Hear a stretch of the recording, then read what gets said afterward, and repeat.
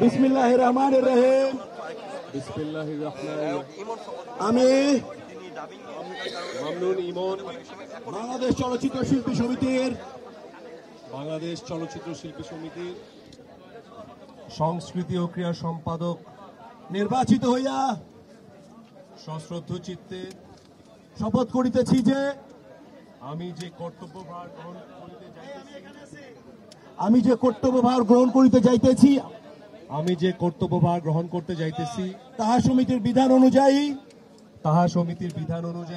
বিশ্বস্ততার সহিত পালন করিব। আমি বাংলাদেশ চলচ্চিত্র শিল্পী সমিতির গঠনতন্ত্রের প্রতি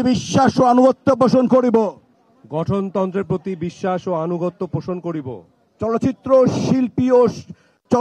শিল্পের স্বার্থ রক্ষায় আমার কর্তব্য পালনকে ব্যক্তিগত স্বার্থের দ্বারা প্রভাবিত হইতে দিব না। জোরে একটা তালি হবে ভাই।